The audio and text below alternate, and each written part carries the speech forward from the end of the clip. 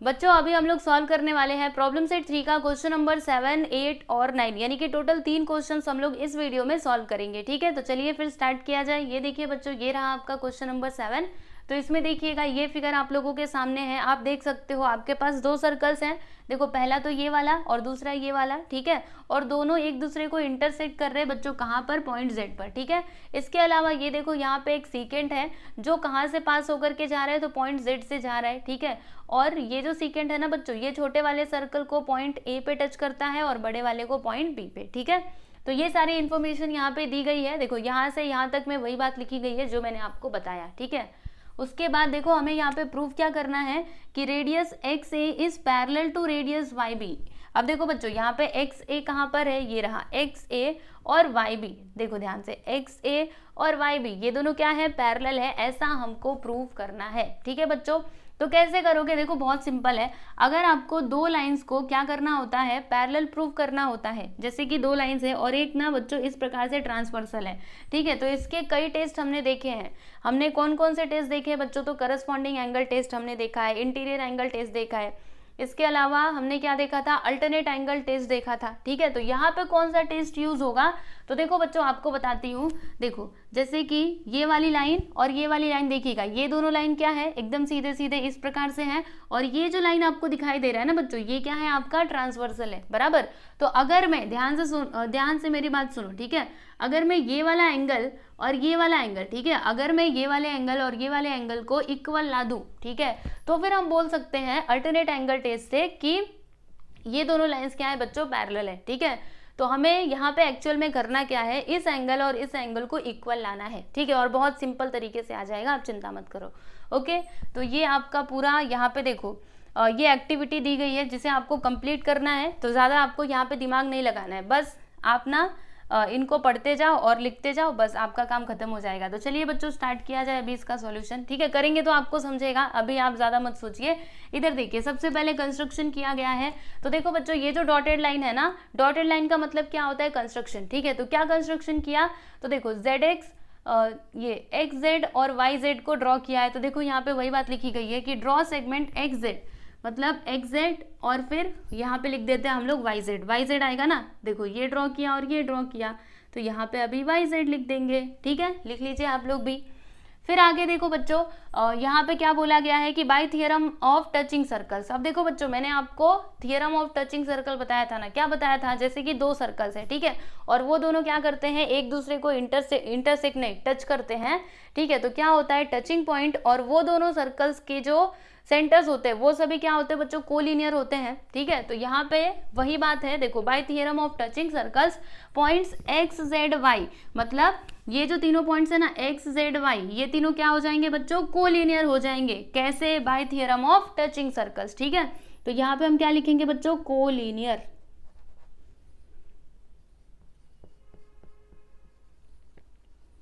ठीक, यहाँ पे कोलिनियर आएगा, आप लोग लिख लीजिएगा। चलिए आगे चलते हैं। अब आगे क्या होगा, तो यहाँ पर देखो बच्चों क्या लिखा है, angle X Z Y is congruent to. अब एक्स जेड वाई का मतलब कौन सा एंगल, देखो एक्स जेड वाई यानी कि ये वाला एंगल। ठीक है, तो ये वाला एंगल किसके कॉन्ग्रुएंट होगा बच्चों, सोच करके बताइए। आप लोग जानते हैं ना वर्टिकली अपोजिट एंगल्स क्या होते हैं, कॉन्ग्रुएंट होते हैं। तो इसके वर्टिकली अपोजिट एंगल ये वाला एंगल है ना, तो यहाँ पे आप क्या लिखोगे, एंगल, इस एंगल का नाम लिखना है तो कैसे लिखोगे, BZY। ठीक है, यहाँ पे लिख दीजिए एंगल BZY। ठीक है, इसका रीजन आप क्या लिखोगे, वर्टिकली अपोजिट एंगल्स, या फिर अपोजिट एंगल लिखा तो भी चलेगा। ठीक है, समझा आपको, ये तो ऑलरेडी दिया गया था, इसका कोई टेंशन नहीं है। अब देखो बच्चों यहाँ पे इन्होंने क्या किया है, कंसिडर किया है, मतलब खुद से माना है, क्या माना है कि ये जो दोनों एंगल्स है ना, इनका मेजरमेंट क्या है, A, मतलब ये भी आपका A है और ये भी A है, ऐसा हमने यहाँ पे माना है, यानी कि अज्यूम किया है। ठीक है, और इसको लिख दिया हमने इक्वेशन नंबर 1, बराबर। इतनी बात समझ में आई। अब देखिएगा बच्चों यहाँ पर क्या लिखा हुआ है कि segment XA is congruent to segment XZ। अब ये दोनों कॉन्ग्रुएंट कैसे होंगे, तो देखो बच्चों XA और XZ ये दोनों क्या है बच्चों, radius of the same circle है ना। देखो ये XY क्या है, इसी सर्कल का रेडियस है। इसके अलावा XZ भी क्या है बच्चों, इस सर्कल का रेडियस है ना, मतलब दोनों क्या है, radius of the same circle. तो अगर ऐसा है तो दोनों के दोनों क्या हो जाएंगे, कॉन्ग्रुएंट हो जाएंगे। तो अभी इसका रीजन आप क्या लिखोगे, radii of the same circle, ठीक है, समझ रहे हो ना। तो यहाँ पे लिखिएगा radii of the same circle.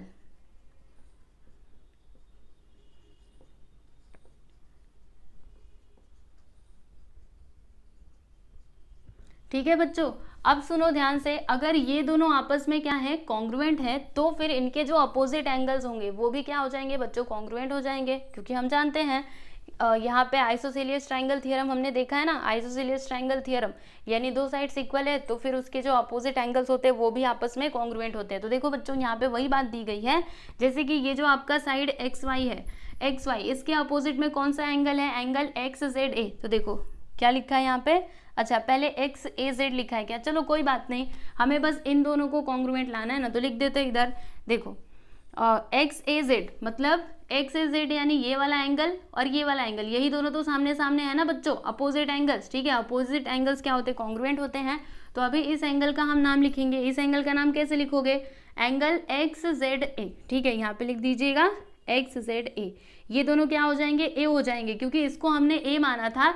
तो अगर ये ए है तो ये भी तो ए होगा ना, क्योंकि दोनों के दोनों क्या है बच्चों, बराबर है। कैसे, आइसोसेलियस ट्रायंगल थ्योरम, हमने ऑलरेडी क्लास 9th में ये सारी चीजें की हुई हैं, ठीक है। तो यहाँ तक आपको समझ में आया कि नहीं। देखो बच्चों, अगर ये दोनों कॉन्ग्रुएंट है तो फिर इनके जो अपोजिट एंगल्स है ना वो भी आपस में क्या होंगे, कॉन्ग्रुएंट होंगे, ठीक है, बाय आइसोसेलियस ट्रायंगल थ्योरम। इसको हमने इक्वेशन नंबर 2 डाल दिया। अब देखिएगा सिमिलरली इसी प्रकार से क्या होगा इस वाले ट्रायंगल में भी, मतलब इस वाले सर्कल में भी। देखो वाई बी और वाई जेड ये दोनों क्या हो जाएंगे बच्चों, कॉन्ग्रुएंट हो जाएंगे। देखो यहाँ पे वही बात लिखी गई है कि सेगमेंट वाई बी और फिर हम लोग क्या लिखेंगे, is congruent to seg Y Z, ठीक है। यहाँ पे वाई जेड लिख देते हैं, वाई बी और सेग वाई जेड,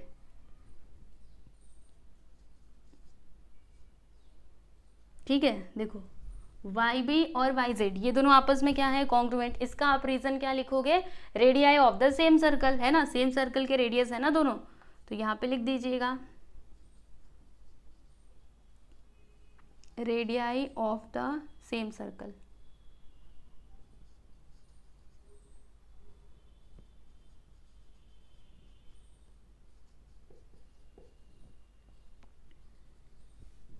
ठीक है बच्चों, समझ गए। तो देखो अगर ये दोनों आपस में कॉन्ग्रुएंट है, ध्यान से समझिएगा, तो फिर इनके जो अपोजिट एंगल्स हैं वो भी आपस में कॉन्ग्रुएंट हो जाएंगे, है ना। तो अगर ये ए है तो ये भी क्या होगा बच्चों, ए होगा। तो देखो यहाँ पे वही बात दी गई है कि एंगल बी जेड वाई, देखो एंगल बी जेड वाई ये कॉन्ग्रुएंट होगा इस एंगल के। तो इस एंगल का नाम कैसे लिखते हैं, ऐसे लिख देते हैं हम लोग, जेड बी वाई लिख देते हैं, ठीक है। चलो बी जेड वाई ये कॉन्ग्रुएंट होगा किसके, एंगल जेड बी वाई के। तो यहाँ पे लिख दीजिएगा बच्चों जेड बी वाई और दोनों क्या हो जाएंगे ए, ठीक है। इसका रीजन आप क्या लिखोगे, आइसोसेलियस ट्रायंगल थ्योरम, ओके। यहाँ पे लिख दीजिएगा आइसोसेलियस ट्रायंगल थ्योरम।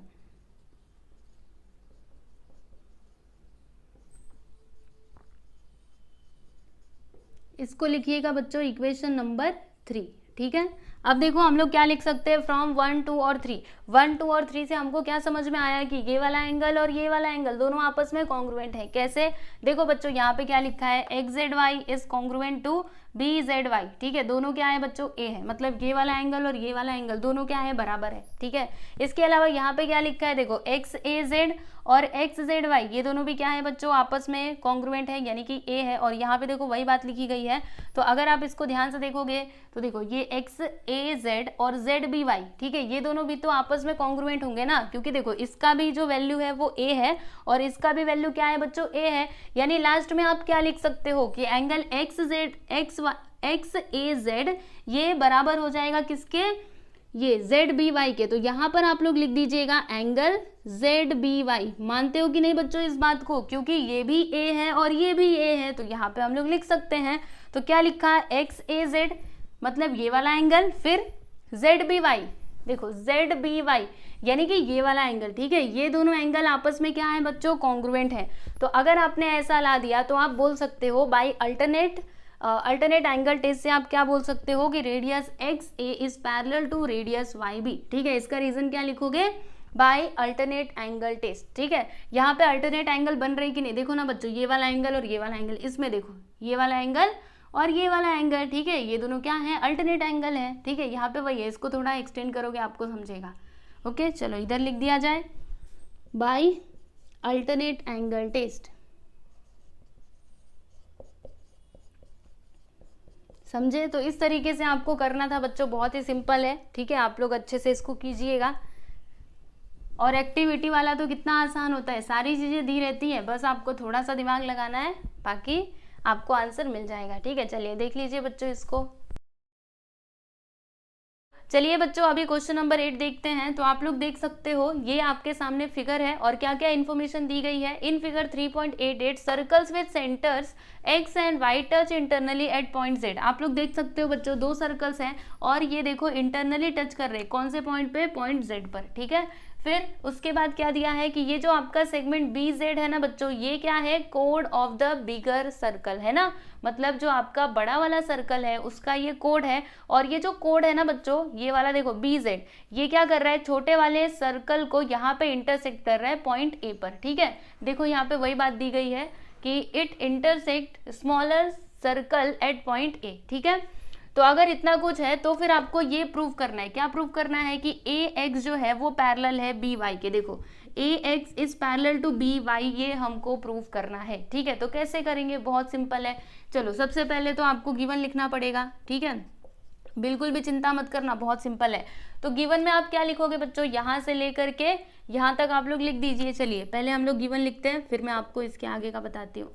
यहाँ पे लिखेंगे हम लोग कि circles with centres x and y touch internally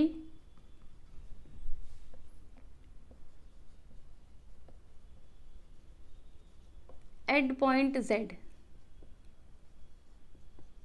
ठीक। फिर हम क्या बोलेंगे कि sec bz is a chord of bigger circle and it intersect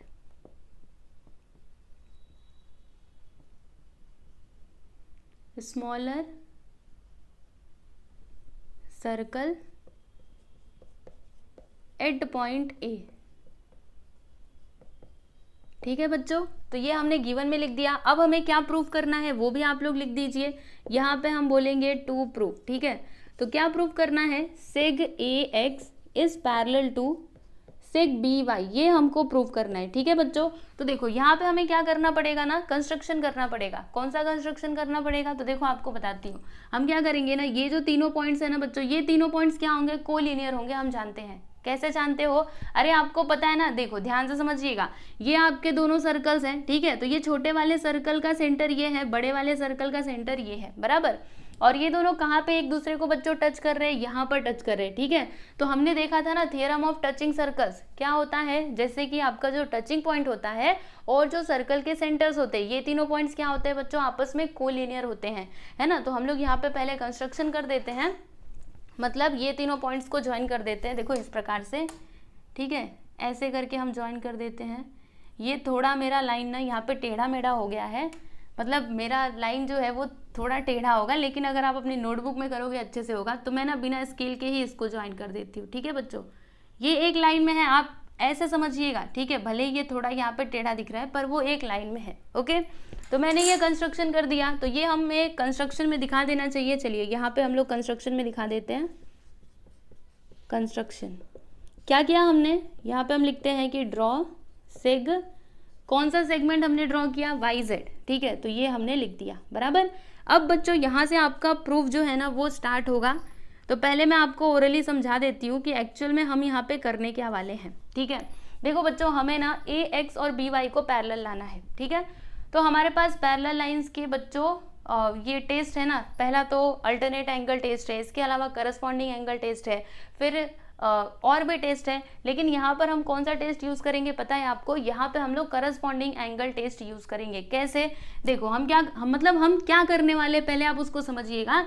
यहाँ पर ये वाला एंगल और ये वाला एंगल, ठीक है। देखो ये वाला एंगल और ये वाला एंगल, इन दोनों को हम लोग कॉन्ग्रुएंट लाने वाले हैं। और अगर ऐसा हो जाता है तो फिर हम बोल सकते हैं कि ये दोनों लाइंस क्या है बच्चों, पैरेलल है। कौन से टेस्ट से, तो करस्पॉन्डिंग एंगल टेस्ट से, ठीक है। क्योंकि देखो अगर ये दोनों लाइंस, देखो इस प्रकार से ये लाइन है और फिर जाके ये ट्रांसवर्सल है, तो अगर ये वाला एंगल और ये वाला एंगल, अगर ये दोनों आपस में कॉन्ग्रुएंट है तो फिर आप बोल सकते हो कि these two lines are parallel. ठीक है, तो एक्चुअल में तो हमको यही लाना है, मतलब इसको और इसको हमें कॉन्ग्रुएंट लाना है। ठीक है, चलो अभी बताती हूँ कैसे होगा। पहले तो हम लोग क्या लिखेंगे पता है आपको, यहाँ पे हम बोलेंगे कि ये तीनों जो पॉइंट्स है ना बच्चों, ये क्या है, कोलिनियर। तो यहाँ पे हम लिखते हैं कि y से x है और फिर x से क्या है बच्चों, z है। ठीक है, ऐसा हमने कैसे बोल दिया, तो यहाँ पे आप लिखिएगा by theorem of touching circles.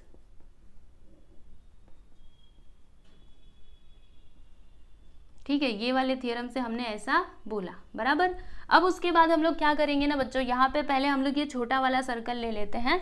ठीक है, सर्कल नहीं, ये ट्रायंगल लेते हैं। यहाँ पे देखो आपके पास दो ट्रायंगल हैं, पहला तो ये एक छोटा वाला, दूसरा बड़ा वाला। ठीक है, तो पहले हम लोग छोटा वाला ट्रायंगल लेते हैं, यानी कि ट्रायंगल AXZ।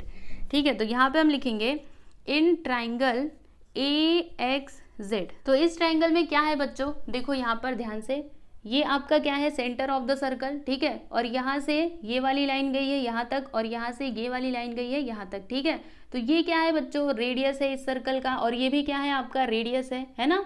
सेम सर्कल के दोनों रेडियस है, इसका मतलब क्या हुआ कि ये जितना होगा उतना ही ये भी होगा, यानी दोनों के दोनों क्या हो जाएंगे बच्चों, कॉन्ग्रुएंट हो जाएंगे। तो यहाँ पर हम क्या लिखेंगे पता है आपको, यहाँ पे हम लिखेंगे कि seg XZ is congruent to seg, ये दूसरा वाला लिखेंगे XA। ये आपने कैसे लिख दिया, तो यहाँ पे लिखिएगा कौन सा थियरम था ये बच्चों, radii of the same circle है ना, दोनों क्या है, ये एक ही सर्कल के रेडियस है, तो यहाँ पे हम लिखेंगे radii of the same circle. ठीक, अब उसके बाद देखो बच्चों, आइसोसेलियस ट्रायंगल थ्योरम आप सभी ने पढ़ा हुआ है, जैसे कि दो साइड्स, अगर ट्रायंगल में दो साइड्स क्या है बच्चों, कॉन्ग्रुएंट है, तो फिर जो उनके अपोजिट एंगल्स होते हैं वो भी क्या होते हैं, आपस में कॉन्ग्रुएंट होते हैं।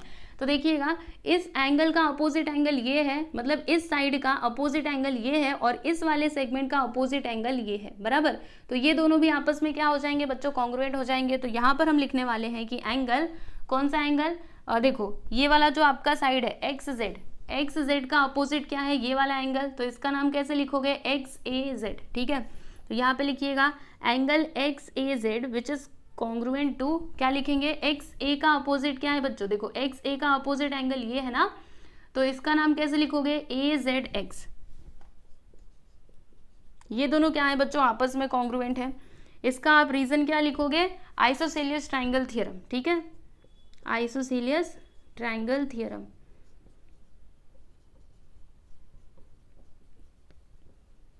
इसको आप लोग लिखिएगा बच्चों इक्वेशन नंबर 1। ठीक है, समझ में आया कि नहीं, इतनी बात आप लोगों को समझ में आई। उसके बाद अभी हम लोग, ये छोटा वाला सर्कल हो गया, मतलब छोटा वाला जो आपका ट्रायंगल था इसका हो गया। अभी हम क्या करेंगे, ये बड़ा वाला ट्रायंगल लेंगे। बड़ा वाला ट्रायंगल मतलब ये वाला, ये जो आपको दिखाई दे रहा है ना, ये वाला। ठीक है, चलिए अभी हम नेक्स्ट क्या लिखेंगे कि इन ट्रायंगल, यहाँ पे लिखिएगा सिमिलरली। ठीक है, याद है कैसे पिछले वाले क्वेश्चन में किया था, बस वही तरीका है। ठीक है, सिमिलरली इन ट्रायंगल, कैसे नाम लिखोगे बच्चों इस ट्रायंगल का, रुको बताती हूँ कैसे, देखो ऐसे BYZ। ठीक है, इन ट्रायंगल BYZ, तो इसमें भी वही वाला कंसेप्ट यूज होने वाला है। देखिएगा बच्चों, यहाँ पे YB और YZ ये दोनों क्या है, radii of the same circle. देखो ये आपका बड़ा वाला सर्कल है जिसका सेंटर ये है, तो यहाँ से यहाँ तक रेडियस हो जाएगा, और यहाँ से यहाँ तक भी क्या होगा बच्चों, रेडियस। मतलब BY और ये YZ ये दोनों क्या होने वाले हैं बच्चों, कॉन्ग्रुएंट होने वाले हैं। तो यहाँ पे हम लिखेंगे कि seg BY is congruent to, क्या लिखोगे, देखो BY कॉन्ग्रुएंट है किसके, YZ के, तो यहाँ पे हमने ये लिख दिया। ठीक है, इसका रीजन आप क्या लिखोगे, radii of the same circle. ठीक है ना, तो यहाँ पे लिख देंगे radii of the same circle.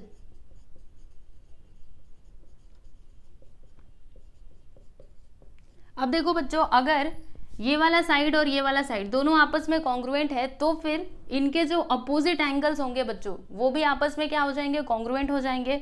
तो इस ट्रायंगल के अंदर देखो बच्चों, ये साइड का अपोजिट एंगल ये है। अभी ये वाली जो लाइन है ना, इसको थोड़ी देर के लिए आप भूल जाइए, यहाँ पे कुछ है आप भूल जाइए। देखिए इस साइड के अपोजिट में ये वाला एंगल है, और इस साइड के अपोजिट में ये वाला एंगल है, यानी कि ये वाला एंगल और ये वाला एंगल ये दोनों आपस में क्या हो जाएंगे, कॉन्ग्रुएंट हो जाएंगे। तो यहाँ पर हम लिखेंगे, देखो BY का अपोजिट, BY का अपोजिट ये वाला एंगल, इसका नाम कैसे लिखोगे, BZY। ठीक है, तो यहाँ पे लिखिएगा नीचे तक दिख रहा है या फिर मैं इधर लिखूं? चलो इधर लिखती हूँ। यहाँ पे हम लिखेंगे कि angle B Z Y which is congruent to, ये कॉन्ग्रुएंट होगा किसके? तो देखो इसका अपोजिट क्या है? वाई जेड का अपोजिट ये वाला एंगल है, तो इसका नाम कैसे लिखोगे? जेड बी वाई, ठीक है, एंगल जेड बी वाई बराबर। इसका रीजन आप क्या लिखोगे बच्चों? Isosceles triangle theorem. ओके, चलिए यहाँ पे हम लोग लिख देते हैं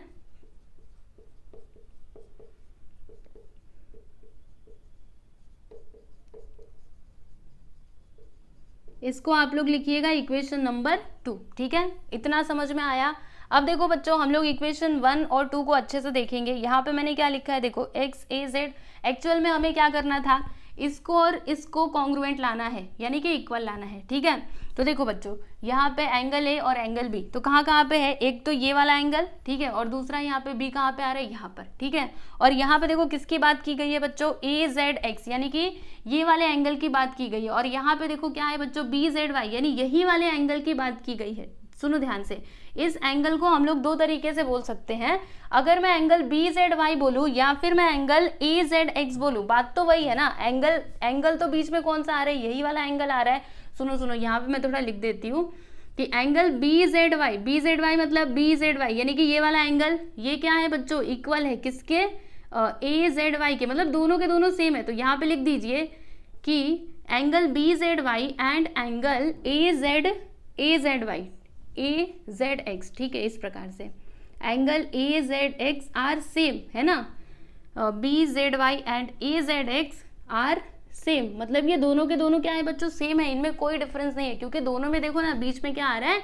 जेड ही आ रहा है, ठीक है। तो अगर ये दोनों इक्वल है बच्चों, मतलब सेम टू सेम है, तो फिर हम क्या बोल सकते हैं? इक्वेशन 1 और 2 से हम ये बोल सकते हैं कि एंगल एक्स ए जेड और एंगल जेड बी वाई, ये दोनों भी क्या हो जाएंगे? आपस में कॉन्ग्रुएंट हो जाएंगे। और यही तो हमको करना था।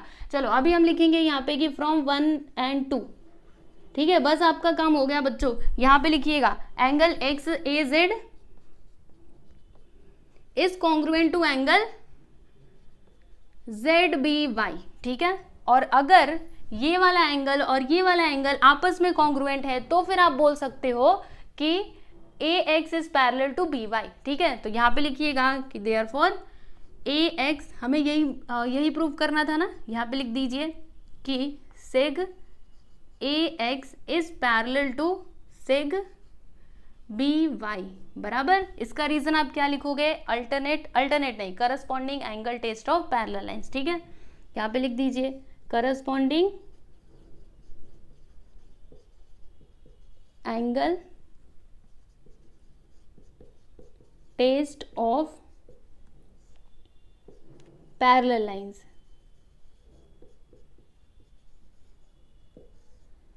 समझ में आया कि नहीं? हेंस प्रूव, जो हमको प्रूव करना था बच्चों वो हमने प्रूव कर दिया, ठीक है। तो बहुत ही सिंपल सा है, बस आप लोग अच्छे से प्रैक्टिस कीजिएगा, ठीक है, आपको पक्का समझ में आएगा, इतना डिफिकल्ट नहीं है। चलो देख लो बच्चों इसको, उसके बाद फिर हम लोग 9th क्वेश्चन पे चलते हैं।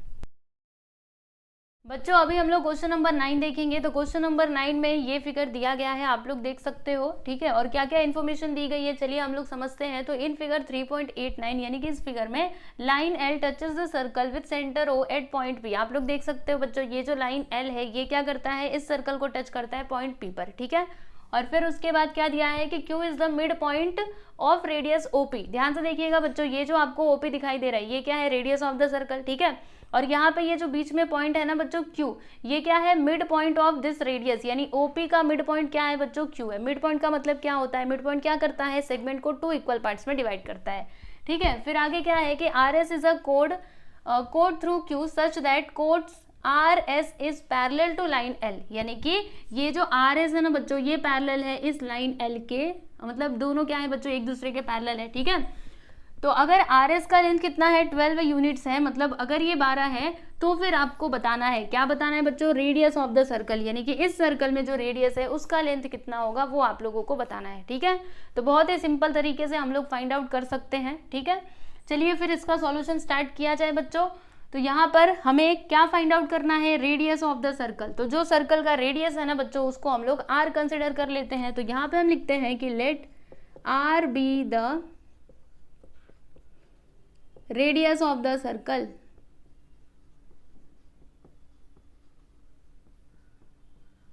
ठीक, चलो ये हमने लिख दिया। अब उसके बाद ये देखो बच्चों, ये जो आपको लाइन एल दिखाई दे रहा है ये क्या है, टेंजेंट ऑफ द सर्कल। और ये जो ओपी है, ओपी क्या है बच्चों, ओपी इसका रेडियस है। ठीक है, तो बाय टेंजेंट थियरम हम क्या बोल सकते हैं कि ये जो ओपी है ये परपेंडिकुलर होगा लाइन एल के ऊपर। ठीक है, और देखो यहाँ पे एक और बात दी गई थी कि आर एस और लाइन एल क्या है बच्चों, दोनों के दोनों पैरेलल है। तो अगर ओपी परपेंडिकुलर है इस लाइन के ऊपर तो ओपी इस लाइन के ऊपर भी क्या होगा बच्चों, परपेंडिकुलर होगा। बराबर समझ रहे हो कि नहीं। तो हमने देखो क्लास 9th में एक थ्योरम पढ़ा हुआ है। कौन सा थ्योरम हमने पढ़ा है कि अगर हम सेंटर से कोड के ऊपर परपेंडिकुलर लाइन ड्रॉ करते हैं तो वो जो लाइन है ना बच्चों, वो क्या करता है, उस कोड को दो इक्वल पार्ट्स में डिवाइड करता है। बराबर, तो यहाँ पर क्या होगा, ये देखो आर क्यू और क्यू एस दोनों क्या हो जाएंगे, इक्वल हो जाएंगे। तो अगर आपका आर एस है 12 सेंटीमीटर मतलब 12 यूनिट्स, तो ये जो आपका ये वाला पार्ट है ना बच्चों, ये भी क्या हो जाएगा, ये क्या हो जाएगा 6 यूनिट्स, और ये भी क्या होगा 6 यूनिट्स होगा। ठीक है, और फिर यहाँ पे हम लोग क्या करेंगे ना, इसको इस प्रकार से ज्वाइन करेंगे। ठीक है, और यहाँ पे ये ट्राइंगल लेंगे, फिर हमको आर का वैल्यू मिल जाएगा। ठीक है, आपको बताती हूँ, चिंता मत करो, अभी तो मैंने आपको ओरली समझाया, लेकिन लिख करके बताऊंगी तो अच्छे तरीके से समझेगा। ठीक है, तो देखो बच्चों, इसको हमने इस प्रकार से ज्वाइन कर दिया है, और यहाँ पे मैंने क्या कंसिडर किया कि let R be the radius of the circle. तो ये जो है ना, ये पूरा आपका आर हो जाएगा। ठीक है, चलो अब यहाँ पे लिखते हैं कि line L is tangent, line L is the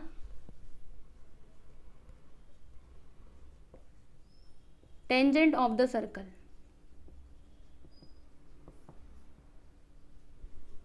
circle and OP is the radius. OP क्या है बच्चों, ओपी रेडियस है।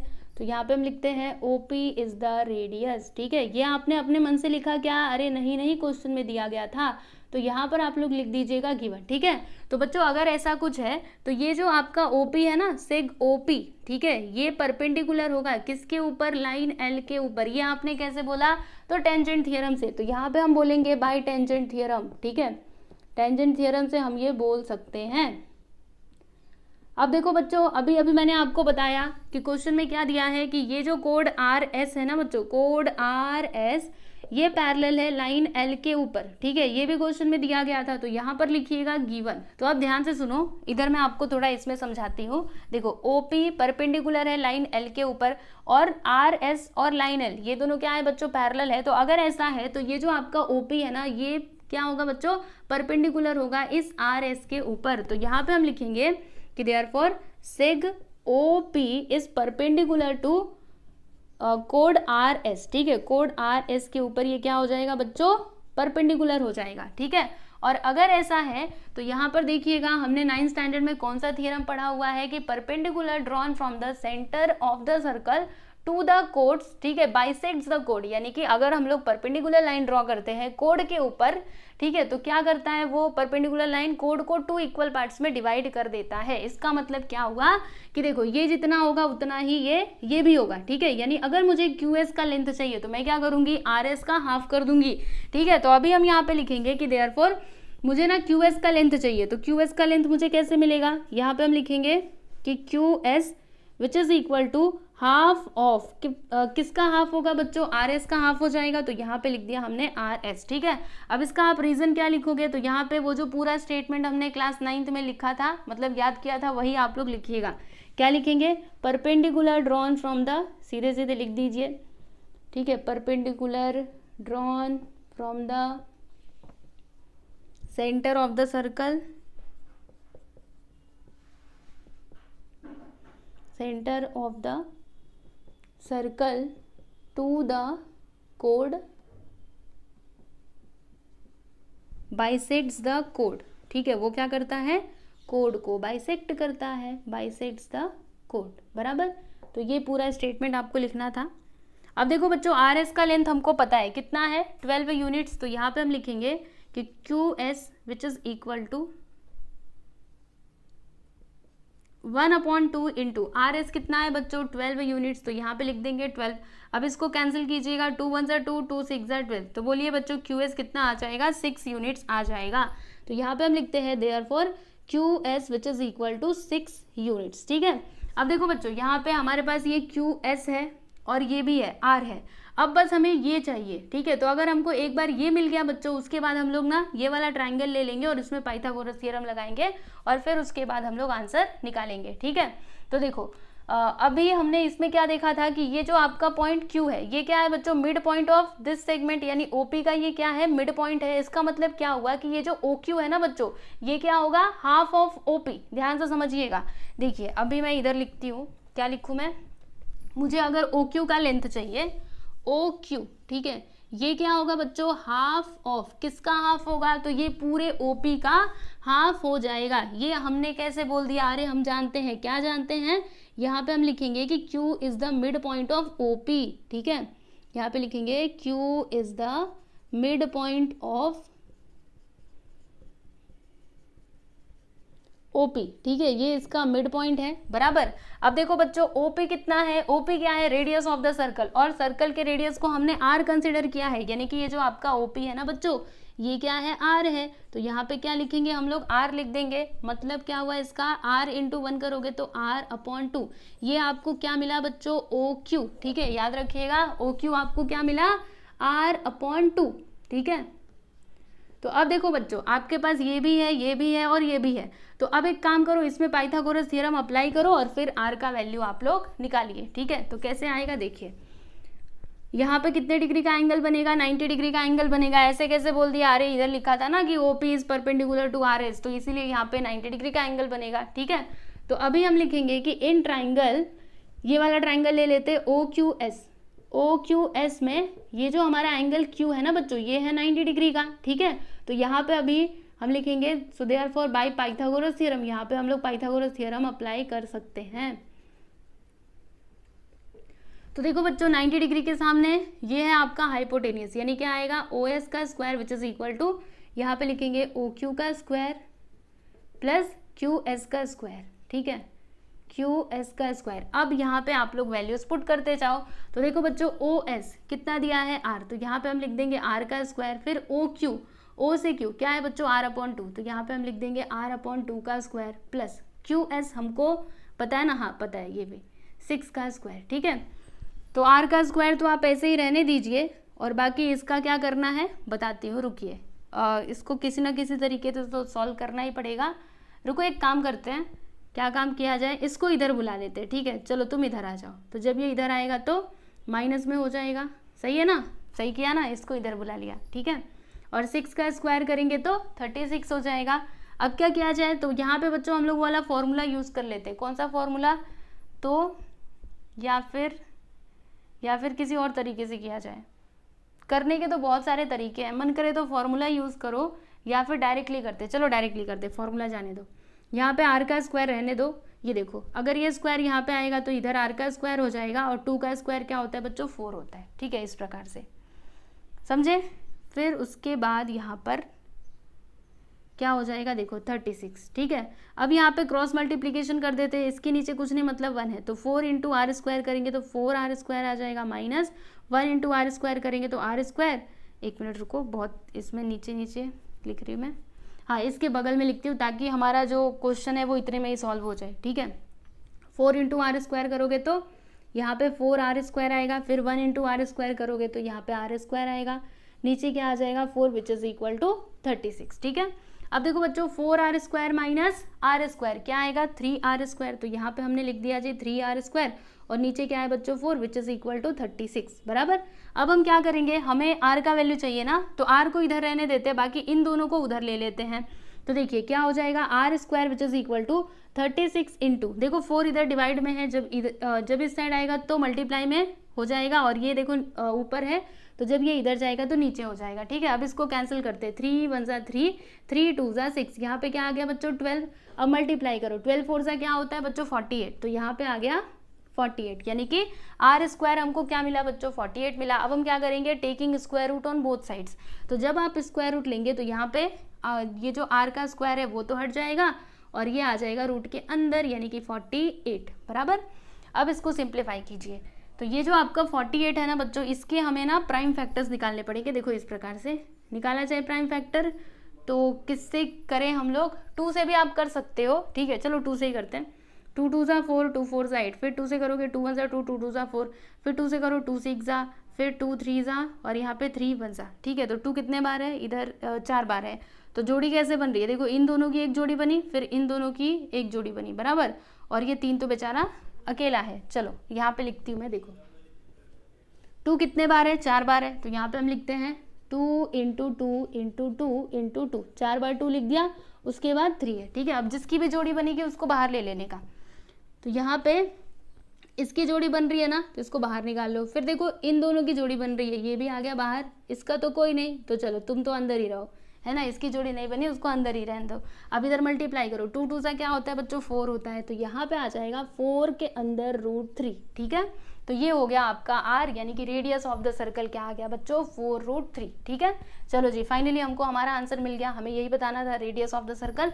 तो यहाँ पे हम लिख देते therefore radius of the circle is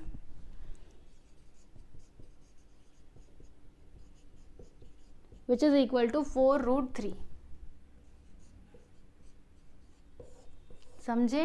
हाँ, तो इस प्रकार से आपका ये जो क्वेश्चन नंबर 9 है बच्चों, ये कंप्लीट हुआ, ठीक है। देख लीजिए, इसको अच्छे से समझ लीजिए, ओके। तो मैंने आपको पहले ही बोला था, यहाँ पे हम लोग बस 3 ही क्वेश्चन सॉल्व करेंगे। अभी जो बाकी के बचे हुए क्वेश्चंस हैं उनको सॉल्व करेंगे अगले वीडियो में, ठीक है, जिसका लिंक आपको डिस्क्रिप्शन में भी मिल जाएगा। तो चलिए बच्चों, चलते हैं, मिलेंगे हम लोग नेक्स्ट वीडियो में।